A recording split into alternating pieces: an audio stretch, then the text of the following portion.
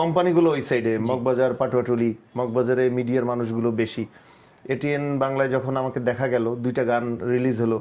শিল্পী ছিলেন মমতাজ, উনি তো তখন সুপার ডুপার সিঙ্গার, তার সব গানই দেখে, সারা বাংলাদেশ দেখে। আমার চুল লম্বা ছিল, বেশ লম্বা ছিল, তো আমি কোনো চায়ের দোকানে আড্ডা দিতে গেলেও মানুষ আমাকে চিনে যেত। আচ্ছা, কিন্তু তখন ওই সিজনটাতে এত গরম পড়ছিল, আমি চুল কেটে ফেলছিলাম শুধুমাত্র গরমের কারণে? হ্যাঁ, গরমের কারণে। তারপর থেকে মানুষ একটু কম চিনতো, কারণ স্ক্রিনে দেখছে তো বড় চুল। জি। তো তারপর আমি একে একে মগবাজার কেন্দ্রিক কিছু মডেল আছে, ফ্রেন্ড আছে, ওরা কাজ করে।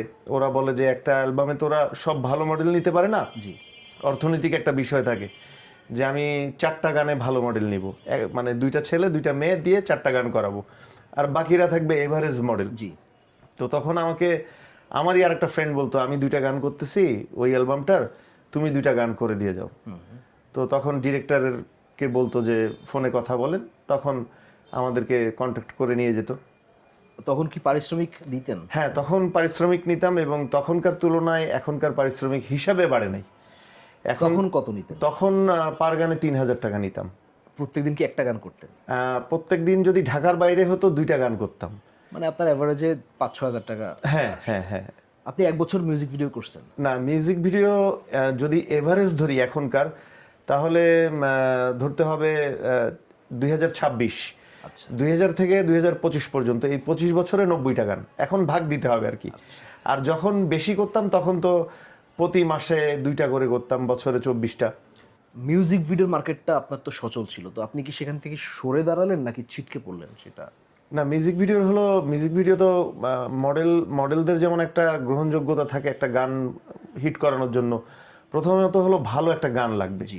সিঙ্গাররাও ভালো গান গাচ্ছিলেন না, তারা সস্তা জনপ্রিয়তার জন্য গান গাচ্ছিলেন। সেই কারণে দর্শকদের কাছ থেকেও সিডির জনপ্রিয়তা আস্তে আস্তে কমে যেতে লাগলো। মানে সিডির যুগটাই আসলে, সিডির শেষ যুগে চলে আসছিলাম আমরা। আচ্ছা। ক্যাসেট শেষ হয়ে গেল, সিডির যুগ আসলো। সিডিটা 2000 থেকে 2010 পর্যন্ত মোটামুটি ছিল, দাপটে ছিল। 11 থেকে সিডি আবার হারিয়ে গেল, MP3, MP4, তখন বা রেডিওগুলো চলে আসলো। মেমোরি কার্ডে, হ্যাঁ, মেমোরি কার্ডে গানগুলো শুনতো। তারপরে FM রেডিওগুলো আসলো, FM রেডিওগুলোতে মানুষ রাতে গান শুনতো, সেখানে তো আর মডেলিং কোনো পার্ট নাই। জি। এরপর তো আর চলচ্চিত্রে কোনো রকম আপনার পদার্পণ হয় নাই? না, চলচ্চিত্রে আসলে এটা করতে করতেই 2010 হয়ে গেল। এর মাঝখানে বিভিন্ন পেপার পত্রিকাতে স্টিল ছবিতে কাজ করতাম। এটা আমার খুব শখের একটা জায়গা ছিল, যে বিভিন্ন পত্রিকাতে ডাক দিলে আমি ফটোশ্যুটের জন্য যাইতাম, ঈদ উপলক্ষে হোক